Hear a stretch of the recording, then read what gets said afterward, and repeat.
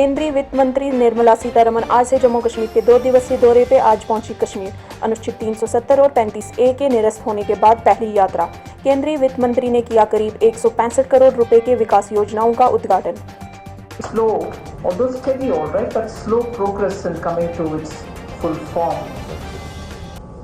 Today, the occasion makes me feel very glad.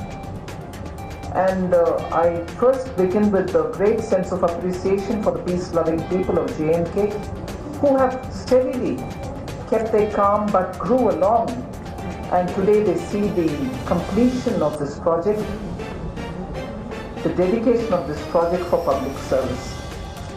And that is one of the reasons why I would play up not so much the tax collection, not so much what happens in direct taxation, but the point being that service to the taxpayer, service to people who would want to understand how things work. So there is also a Seva Kendra, I understand, attached to this building. It is that which I would play more importance on, because that's what is going to bring in the people's. उद्योग विभाग को जम्मू कश्मीर में 9 महीनों में 29 करोड़ रुपए का प्रस्ताव। LG Manoj Sinha. Jammu Kashmir के उपराज्यपाल मनोज सिन्हा ने आज श्रीनगर में दरचिनार नए आयकर भवन के उद्घाटन के अवसर पर सभा को संबोधित किया और वित्त मंत्री का धन्यवाद किया और कहा कि जम्मू कश्मीर विकास के पाथ पर है। सिन्हा ने कहा, जम्मू कश्मीर आज़ादी के बाद भी इंडस्ट्रियल डेवलपमेंट से अछूता रहा है, पर प्रधानमंत्री नरेंद्र मोदी के मार्गदर्शन में पहली बार 28,400 करोड़ रुपए की विकास योजना शुरू की गई है।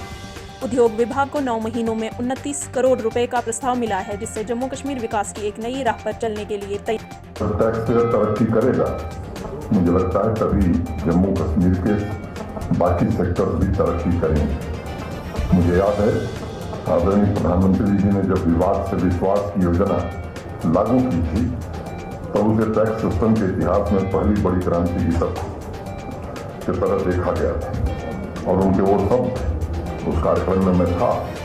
उद्धृत करना चाहूँगा कि हमारी टैक्स प्रणाली सीमलेस हो, पेपरलेस हो और फेसलेस हो। आज इस कार्यक्रम के माध्यम से मैं सम्माननीय वित्त मंत्री जी तथा आयकर विभाग के प्रति विशेष रूप से आभार व्यक्त करना चाहूँगा।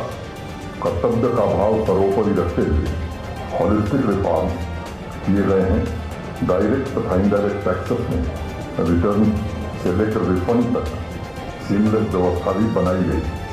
टेक्नोलॉजी के उपयोग से आज आयकरदाताओं को सहूलियत के साथ साथ पर्याप्त और उचित सम्मान भी दिया जा रहा है।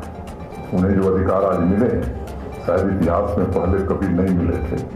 इसलिए मैं सभी करदाताओं से भी अपील करूंगा कि सरकार के विभिन्न विकास कार्यक्रमों को लेकर डीएसएस ने सरकार से जनता के लिए जम्मू मुबारक मंडी हेरिटेज कैंपस खोलने की अपील। आज एक प्रेस वार्ता में पूर्व मंत्री और डोगरा सदर सभा जम्मू कश्मीर के अध्यक्ष गुलचैन सिंह चारक ने मांग की कि मुबारक मंडी हेरिटेज कैंपस को जनता के लिए सभी दिनों में निश्चित घंटों के लिए खोल दिया जाए, ताकि नागरिक और पर्यटक ऐतिहासिक परिसर का आनंद उठा सके और इसके प्राचीन गौरव को बहाल करने के लिए उठाए जा रहे कदमों के गवाह बन सके। कश्मीर के गांदरबल जिला में रविवार को सेंट्रल यूनिवर्सिटी के छात्रा की मौत के बाद दूर दराज के इलाकों में रहने वाले छात्राओं के लिए हॉस्टल की सुविधा की मांग को लेकर छात्राओं ने सोमवार को विरोध प्रदर्शन किया।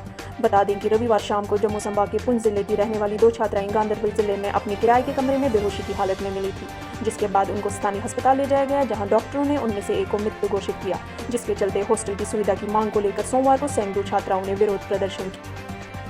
जम्मू कश्मीर में पिछले 24 घंटों में कोविड-19 के 160 नए मामले सामने आए, वहीं वायरस से 1 की मौत।